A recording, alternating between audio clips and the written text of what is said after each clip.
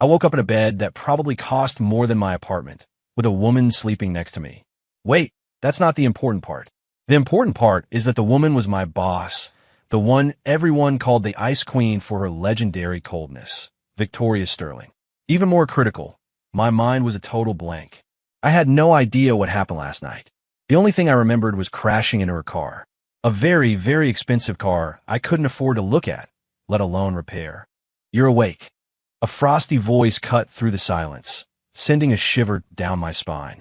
I turned my head stiffly. Victoria was lying on her side, propped up on an elbow, watching me with a completely unreadable expression. She was wearing a silk robe, the collar slightly open, revealing a sliver of pale skin. My head buzzed, and fragmented memories from last night started to replay. Me, Jake Miller, just another corporate drone, driving my beat-up old Honda. Then, at a corner crunch, I'd kissed the front of a Bugatti Veyron. The person who stepped out of the car was none other than the CEO of my company, the Ice Queen herself, Victoria Sterling. I froze. My first instinct was to throw the car in reverse and floor it. But my trusty clunker had died on impact and refused to start. Victoria walked up to my car and tapped on the window. Shaking, I rolled it down, managing a smile that felt more like a grimace. "Ms. Sterling, fancy seeing you here." Her gaze swept over the wreckage of our two cars, then settled on me, her eyes as calm as a frozen lake. "Get out." I scrambled out of the car and stood before her, feeling like a criminal awaiting sentencing. "Do you have any idea how much this car costs?" she asked. I shook my head, then nodded, my tongue tied in a knot. "And no, but I'm sure it's a lot. The repair bill will be roughly equivalent to your salary for the next 30 years. Her tone was flat, but her words hit me like a sledgehammer. 30 years. The world went dark for a second. I nearly passed out right there on the pavement. What had I done to deserve this? "Ms. Sterling," I was on the verge of tears. "I can't pay for it. How about I work for you for the rest of my life?" Victoria stared at me for a few long seconds, a flicker of something I couldn't decipher in her eyes. "What's your name?" "Jake. Jake Miller." "Follow me." With that, she turned and walked toward a high-end private club next to us. I didn't dare refuse. I just trailed after her like a lost puppy. The rest of the night was a blur. I think I drank a lot of whiskey and then I woke up here. I looked at Victoria now, swallowing hard. "Ms. Sterling, last night, did we? What are you trying to say?" She raised an eyebrow. I didn't mean for anything to happen. I was drunk. I was rambling, desperate to explain that I hadn't had any inappropriate intentions. "You hit my car," she interrupted. Yes, I did. I'll pay for it, I swear. I'll sell everything I own," I declared instantly. "You can't afford it. Then, I'll make payments. I'll pay you until I'm 80. Victoria suddenly sat up, the duvet sliding down to reveal the elegant curve of her shoulders. "There's one way you can avoid paying." My eyes lit up. I felt like a drowning man who'd just been thrown a life raft. "What is it? Tell me, Ms. Sterling. I'll do anything. I swear, I'll walk through fire." She looked me straight in the eye and said, enunciating every word, "Pretend to be my boyfriend." I was completely floored. Was this some kind of plot twist from a bizarre movie?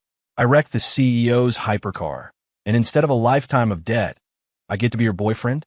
Does this kind of thing actually happen? "You heard me," Victoria said, her tone leaving no room for argument. "Starting today, you are my boyfriend. To the outside world, we are a couple deeply in love." I felt like my brain was short-circuiting. This was more unbelievable than winning the lottery.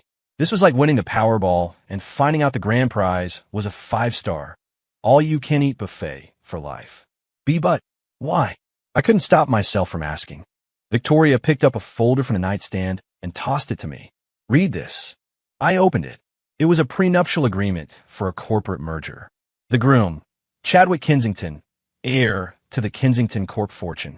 The bride was Victoria Sterling, an arranged marriage for my family. "I'm not interested," she explained succinctly. "I need a boyfriend to make this engagement fall through." I got it. I was the human shield. But why me? I was still confused. There are dozens of guys at the company more handsome and more successful than me. Why pick a nobody like me? "Because you look safe." Victoria sized me up. Average. No ambition. Easy to control. And most importantly, you owe me a fortune. Her words left me speechless. Okay, I had to admit, she wasn't wrong. I was average, I didn't have much ambition, and I was... Wait, when was I ever easy to control? When did I say I'd do it? I mumbled under my breath. Victoria's gaze turned icy. You can refuse. In that case, have the $3 million for the repairs wired to my account by tomorrow. $3 million. I sucked in a sharp breath. They could sell me for parts and not get half that. I'll do it. I practically shouted. So what if I have to be a fake boyfriend? Sign me up. Good. Victoria nodded, satisfied. The contract is for 3 months. During that time, you'll be on call 24/7 to play your part. After 3 months, the engagement will be off, our agreement ends, and the car debt is cleared. Furthermore, I'll pay you a monthly salary of $100,000. $100,000 a month? My eyes nearly popped out of my head. This wasn't a human shield. This was a winning lottery ticket. No problem, Ms. Sterling, you can count on me. I guarantee an Oscar-worthy performance. I won't let you down. I promised, thump on my chest. Remember, we are deeply in love, Victoria stressed. You need to act completely infatuated with me. I looked at her glacial expression and felt a knot of anxiety in my stomach. Acting infatuated with that face? This was going to be the role of a lifetime. Also, she added, starting today, you'll move in with me. What? We have to live together. I yelped. Does it seem plausible for a couple in love not to live together? She countered. I had no response. She had a point. And just like that, Jake Miller, an ordinary guy from accounting, thanks to a free car accident, became the contract boyfriend of our Ice Queen CEO and began a surreal new life living with her. Moving into Victoria's penthouse felt like I'd stepped through the looking glass. The place was absurdly huge, a duplex with a private terrace and sweeping city views. My bedroom was on the 2nd floor and was bigger than my entire old apartment. Victoria's assistant, Chloe, helped me move in my few boxes, her eyes a mix of curiosity, speculation, and, was that pity? Mr. Millam is, Sterling can be difficult. Please be patient with her, Chloe whispered to me before she left. I let out a dry laugh. I had to be more than patient. I had to treat her like royalty. The first day of living together passed in a strange, awkward haze. Victoria laid out a list of house rules. I wasn't allowed in her office or her bedroom. I couldn't touch her personal things, no loud noises in the common areas, and I had to be home by 10 p.m. Listening to this list, which sounded more like the terms of a parole, I grumbled internally. This wasn't a relationship. This was a roommate situation from hell. That evening, I got out of the shower and ran right into Victoria, who was about to go in. She was in her robe, her hair damp and falling over her shoulders. Without her sharp business attire, she looked softer, more relaxed. My heart skipped a beat, and I quickly looked down. Ms. Sterling, call me Victoria when we're home, she said coolly. Oh, Victoria. The name felt foreign on my tongue. She just hummed in response and walked past me, leaving a trail of expensive-smelling shampoo in her wake. Back in my room, I tossed and turned on the ridiculously comfortable bed, unable to sleep. None of this felt real. I was living with the Ice Queen of Sterling Industries. The next morning, a sharp knock on my door woke me up. Jake, get up. We're going to be late for work. It was Victoria's voice. I shot out of bed like a cannonball and threw on my clothes. When I got downstairs, Victoria was already at the dining table, elegantly eating her breakfast. Yours is over there. She gestured to the spot across from her. I stared at the elaborate spread. Fresh fruit, eggs Benedict, artisanal toast. I felt a little overwhelmed. Thanks, Vic. Victoria, you'll drive my car to work from now on, she said, sipping her coffee. What? Your car.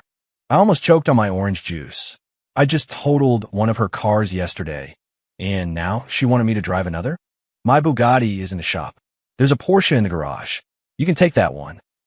I felt like my heart couldn't take much more of this. Driving to work in a Porsche? I'd probably get carjacked before I even made it to the office. Is that a good idea? I protested weakly. Why wouldn't it be? She asked, looking up at me. You're my boyfriend. What's wrong with you driving my car? Once again, I was speechless. Fine. She was right. So there I was, driving a flashy red Porsche 911 with Victoria Sterling in the passenger seat, heading to work. I got more stares on that commute than I have my entire life. When we pulled into the executive garage at the office, Victoria suddenly said, "Wait." I parked the car and looked at her, confused. She unbuckled her seatbelt and leaned towards me. My heart hammered against my ribs. I had no idea what she was about to do, and I instinctively shrank back. She stopped right in front of me and reached out, straightening my slightly crooked tie. Her fingers brushed against my neck, sending a jolt through my body. "Your tie was crooked," she murmured, her voice laced with a softness I'd never heard before. "Remember, from this moment on, we're a couple. We need to act like it at the office. A little more. Affection." I just nodded dumbly, my heart racing like a hummingbird's wings. She gave me a small, satisfied smile. It was like watching a glacier melt in the spring sun, and it completely stunned me. "Let's go, boyfriend." The news that Victoria Sterling and I were dating hit the office like a bomb. When I drove that Porsche into the garage and walked into the lobby with her, every single eye was on us. "Oh my God, isn't that Jake Miller from marketing? What is he doing with Miss Sterling?" They came in the same car. I saw them in the garage. "No way. Are they together?" The whispers followed me like a wave. My palms were sweating, but I had to force a calm, confident expression onto my face. Victoria, on the other hand, was completely unfazed. She walked straight to her private elevator without a second glance, and I hurried to join her. The moment the doors closed, I let out a breath I didn't realize I'd been holding. "Nervous?" she asked, looking at me. A little," I admitted. "You'll get used to it," she said flatly. "This is just the beginning." I felt a chill. I knew what she meant. Our real enemy was the Kensington heir, Chad. Sure enough, Chad showed up that afternoon. He swaggered into the office carrying a bouquet of roses the size of a small shrub, heading straight for the CEO's suite. The receptionist tried to stop him, but he just shoved her aside. "Victoria, darling, I came to see you."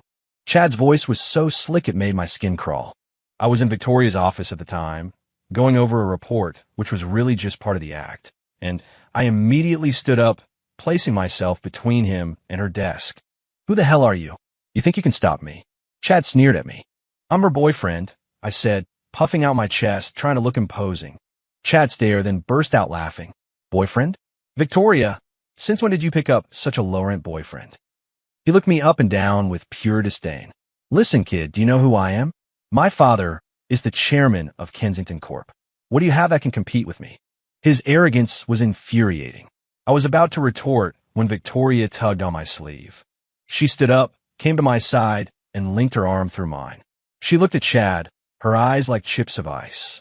"Chad, I'm going to ask you to be respectful. Jake is my boyfriend, and he's the man I've chosen. As for you, there will never be anything between us. Please stop harassing me." Her voice was quiet but carried an undeniable weight. Chad's face turned a blotchy red. He clearly hadn't expected the ever-composed Victoria Sterling to go to bat for a nobody like me. "Fine, just fine," he seethed, pointing a finger at me. "You just wait, you little punk. We'll see how long she can protect you." He threw the roses onto the floor with a dramatic flourish and stormed out. The office was silent again. I looked at the scattered petals on the floor and felt a pit in my stomach. I knew this was only the beginning. "Don't be scared," Victoria said suddenly. Her arm was still linked with mine, the warmth of her palm seeping through my shirt. "I'm here." I turned to look at her, and she was already looking at me. In that moment, in those cold, beautiful eyes, I saw something I'd never seen before. Resolve and maybe just a hint of reliance. My heart, against all logic, skipped a beat. Chad's visit was like a stone thrown into the placid waters of our office, and the ripples just kept spreading. The rumors got even wilder. Some said I'd hit the jackpot, that I was a classic gold digger.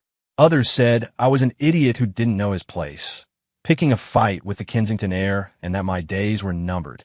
I became the most talked about person in the company. Everywhere I went, people would point and whisper. I didn't really care. People could say what they wanted. All I had to do was play my part, collect my paycheck, and walk away in 3 months. But that night, Victoria got a call from her father. His voice was furious, booming through the phone, demanding to know why she was throwing away a strategic alliance for some nobody. He told her to break up with me immediately and go apologize to the Kensingtons. Victoria's response was just as firm. She told him it was her life, and she would never be part of a business transaction. They had a huge fight and hung up on each other. After the call, Victoria just sat on the couch, hugging her knees, looking smaller and more vulnerable than I'd ever seen her. I made her a cup of tea and handed it to her. Here. She took the mug, but didn't drink, just held it in her hands, staring at nothing. I'm sorry, she said after a long silence. I've dragged you into this. Hey, what are you talking about? We're a couple, right? For better or for worse. I joked, trying to lighten the mood. She looked up at me, her expression complicated. Jake, do you regret this? Regret what? Agreeing to be my fake boyfriend. Chad isn't going to let this go. He could come after you. I thought about it for a second, then shook my head. No regrets. I'm a nobody. I've got nothing to lose. Besides, where else am I going to find a gig that pays $100,000 a month? A tiny smile touched her lips. It was barely there, but it was like a ray of sunshine in the dimly lit room. You certainly know how to look on the bright side, she said. What's the alternative? Worrying all day won't solve anything. I shrugged. We talked for a long time that night. I told her about the stupid things I did as a kid, the wild parties in college, how lost I felt when I first started working. She just listened quietly, asking a question here and there. I realized that underneath the Ice Queen persona, she was just a normal person, stressed out by family pressure and uncertain about the future. The distance between us seemed to shrink that night. Chad's revenge came faster than I expected. The next day, I was at my desk trying to look busy when my manager called me in his office. Jake, you're fired, he said, avoiding my eyes. What? Why? I was stunned. It came from the top. He sighed. Kensington Corp put the squeeze on us. They specifically wanted you gone. My hands are tied. I understood. This was Chad's move. I packed my things in a cardboard box and walked out of the building. The sun was shining, but I felt a sudden chill. I sent a text to Victoria telling her I'd been fired. She called me right back, her voice urgent. Where are you? In front of the office. Stay there. I'm coming down. A few minutes later, her car pulled up. She got out, saw the box in my arms, and her face hardened. Get in. I got in the car, and she drove us back to the penthouse in silence. I'm so sorry, she said the moment we walked through the door. This is my fault. It's not your fault, I said, putting the box down. I just wasn't good enough to keep my job. I'll find you a better one. Don't worry about it. I shook my head. I think I'll take some time off. The truth was, I didn't want to cause her any more trouble. Victoria looked at me, her eyes filled with guilt. Jake, trust me. I won't let him get away with this. I looked at her determined expression, and a warmth spread through my chest. I trust you, I said. Life as an unemployed, stay-at-home boyfriend was actually pretty nice. I'd sleep in, cook for Victoria, clean the apartment. I became a full-blown homemaker. Every day, when Victoria came home from work to a hot meal, the hard lines on her face would soften. We fell into a comfortable rhythm. We'd curl up on the couch and watch movies, argue over silly things, and share the highs and lows of our days. And slowly, I started to realize that I really liked this life. One night, we were watching a romance movie. The couple on screen went through hell and back, but they ended up together. Near the end, I saw that Victoria's eyes were glistening. What's wrong? I asked. Nothing. She shook her head. I was just thinking. They're lucky. I looked at her, and before I could stop myself, I asked, what about us? She froze and turned to look at me. Our eyes met, and the air between us suddenly felt charged. I could hear my own heart pounding in my ears. I leaned in closer. Her eyes widened in a flash of panic, but she didn't pull away. Just as our lips were about to touch, the doorbell rang. Damn it. An elegant, imposing woman stood at the door. She looked at me, her brow furrowing in disapproval. Who are you? What are you doing in Victoria's home? Before I could answer, Victoria was there. Mom, what are you doing here? So this was Victoria's mother. Her mother's eyes darted between us, her expression growing colder by the second. Victoria, you will explain this to me. Right now. Mom, this is my boyfriend, Jake Miller, Victoria said, taking my hand in hers. Boyfriend? Her mother let out a sharp, unbelieving laugh. I wasn't aware you had a boyfriend. All I know is that you have a fiancé named Chadwick Kensington. That's over, Victoria said, her voice firm. The person I love is Jake. My heart jumped. I knew she was acting, but it still sent a jolt through me. You love him? Her mother looked at me, as if I were something she'd scraped off her shoe. Do you know anything about him? His family? His background? Is he worthy of you? Mom, love isn't measured by those things. You are completely delusional. Her mother was shaking with rage. I'm telling you, I will never approve of this. You will break up with him this instant and go apologize to the Kensingtons. I won't, Victoria said, not backing down an inch. The two of them started arguing right in front of me. I stood there, trapped in the middle, so awkward I wanted the floor to swallow me whole. Ma'am, please don't be angry. I tried to intervene. Victoria and I are truly in love. You be quiet. This doesn't concern you, she snapped. I was shut down completely. Finally, her mother stormed out, but not before delivering an ultimatum. I'm giving you 3 days. If you don't break up with him, you can consider yourself disowned. The apartment fell into a dead silence. Victoria's face was pale. She looked at me, her eyes full of apology. I'm sorry you had to see that. I shook my head. It's okay. Your mom. She's just looking out for you. She doesn't understand. Victoria's voice cracked. She only cares about the company. She's never cared about what I want. Seeing the tears welling in her eyes, I felt a sharp pang in my chest. I reached out and pulled her into a hug. Don't be sad. It's all going to be okay, I whispered, rubbing her back. She buried her face in my chest, her shoulders trembling. In that moment, I forgot all about our contract. All I wanted to do was protect this girl who was so strong on the outside, but so fragile underneath. Her mother's visit made everything more complicated. The pressure on Victoria was immense, juggling work and the constant ultimatums from her family. Chad, meanwhile, hadn't let up. He used his connections to make sure I couldn't find a job anywhere in the city. He even sent a few thugs to corner me on the street one day to teach me a lesson. Luckily, I'm quicker on my feet than I look, and I managed to get away without too much trouble. I kept all of this from Victoria. I didn't want to give her anything else to worry about, but she found out anyway. I got into a scuffle with the thugs one afternoon. I didn't lose the fight, but I came away with a bruised lip. When I got home that night, Victoria took one look at me, and her face went dark. What happened? I tripped, I lied. Tripped. She didn't buy it for a second. Jake, look me in the eye and tell me the truth. Her stare made me fold. I told her what had happened. She listened, her body trembling with rage. Chad, he's gone too far. She grabbed her phone, ready to call him. I quickly stopped her. Don't. You'll only make it worse if you call him now. Then what am I supposed to do? Just let him hurt you. Her eyes were red with fury and fear. I'm a big boy. I can handle myself, I said, trying to reassure her. Don't worry. I've got this. She looked at me, her expression a mix of heartbreak and guilt. This is all my fault. If it weren't for me, you wouldn't. Sure. I pressed a finger to her lips. Don't say that. We're a couple, remember? She looked at me, and a tear finally escaped and rolled down her cheek. I fumbled to wipe it away. Hey, don't cry. I can't stand seeing you cry. That only made her cry harder. She threw her arms around me and held on tight. Jake, thank you, she mumbled into my chest. Silly girl. For what? I held her close, my heart aching for her. She fell asleep like that, curled up against me on the couch. As I watched her sleep, her face peaceful for the first time in days, I made a decision. I couldn't just sit back and take it anymore. It was time to fight back. I started digging into Chad and Kensington Corp.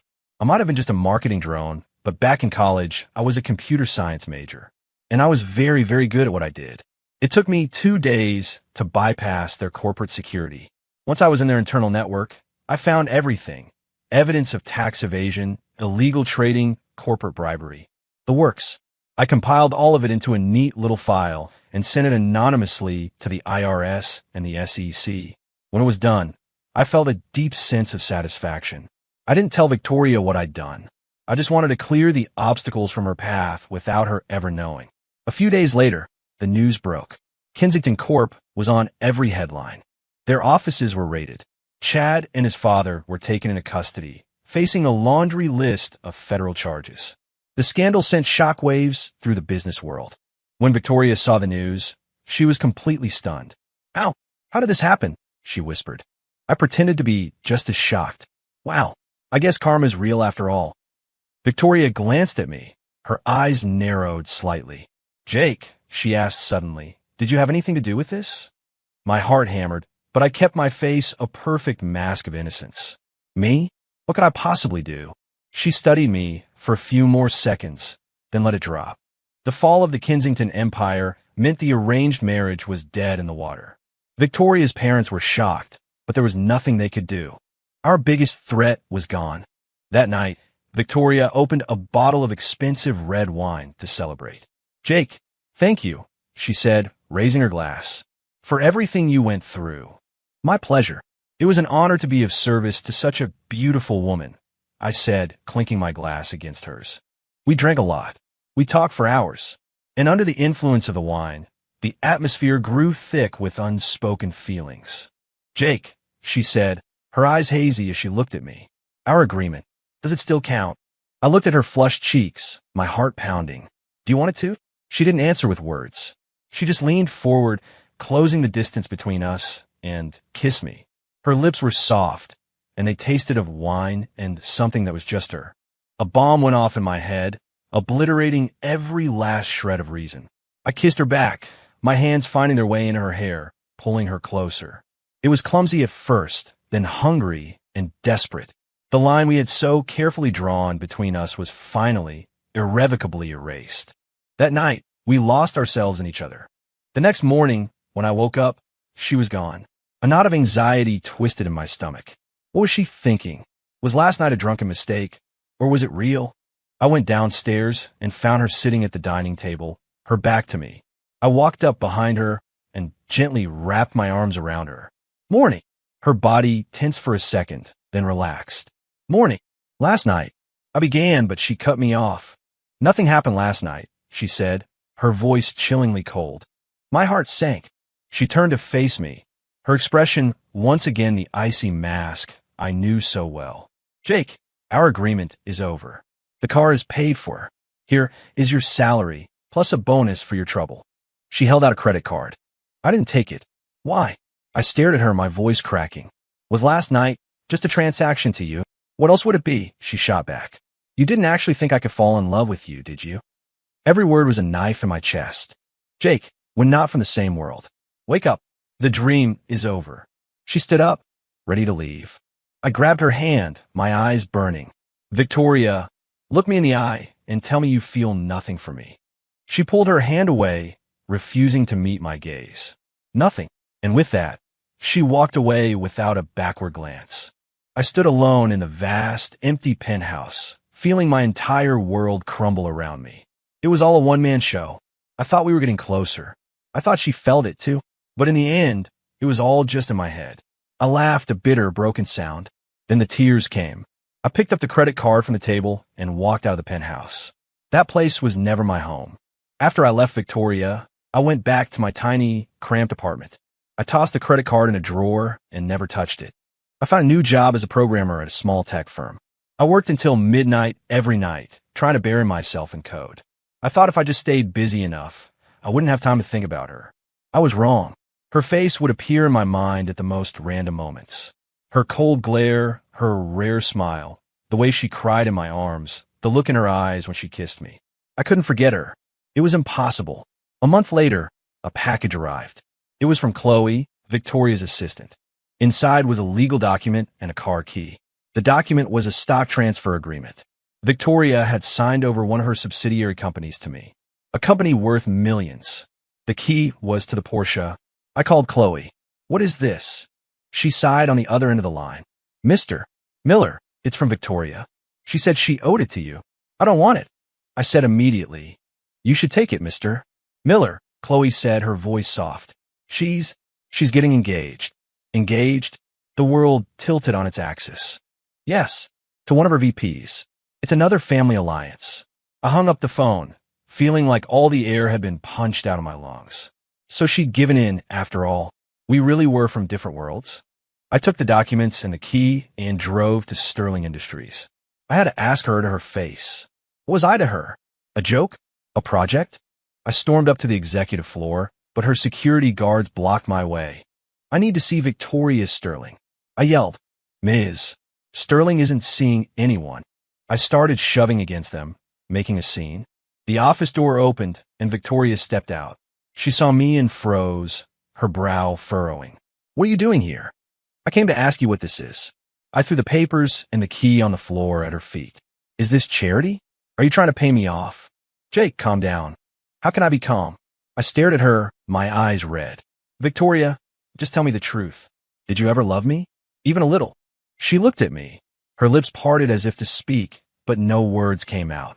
Just then, another man walked out of her office and put his arm around her shoulders. Victoria, honey, is everything okay?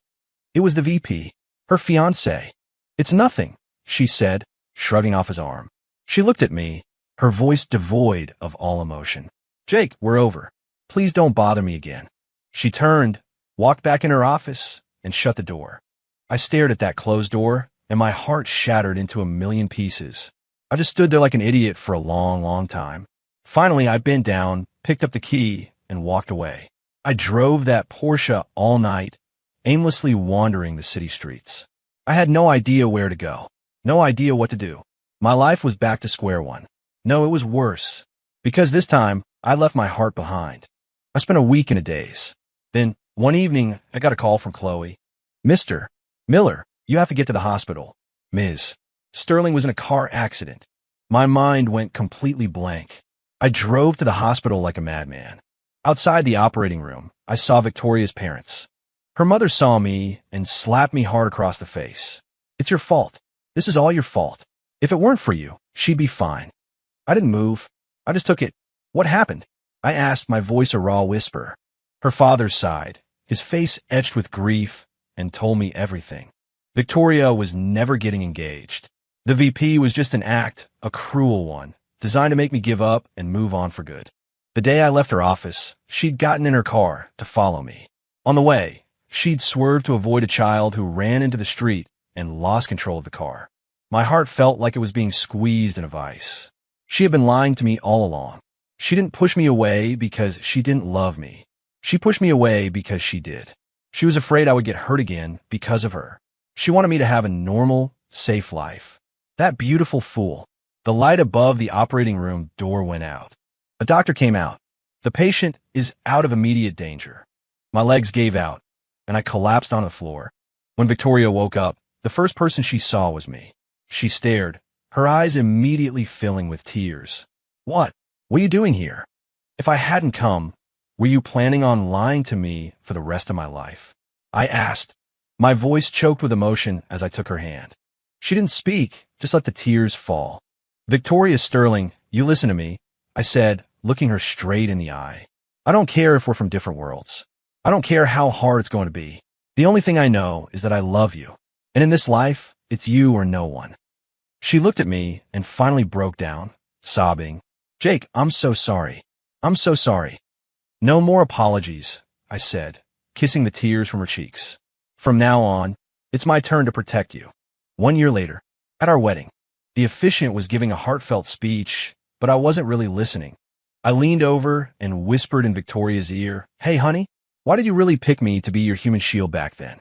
There were so many better-looking guys at the company. Victoria shot me a playful glare and whispered back, Because you look like the biggest idiot, the easiest one to fool. I feigned a look of shock, but she paused, a beautiful smile spreading across her face. I never thought I'd be the one who ended up getting fooled. She looked at me, her eyes shining with so much love it took my breath away. I love you, Jake Miller. I love you too, Mrs. Miller. I leaned down and kissed my bride. The crowd erupted in applause. In a quiet corner, Chloe watched the scene, a huge grin on her face. She pulled out her phone and typed a message into a group chat named the Ice Queen Thaw Project. Mission accomplished, people. The Queen has officially melted. I knew Jake was the one. Chloe, you're getting a massive bonus for this. So what's our next project? Getting HR Linda together with Mark from security. Chloe chuckled, looking at her phone. Another day, another happily ever after.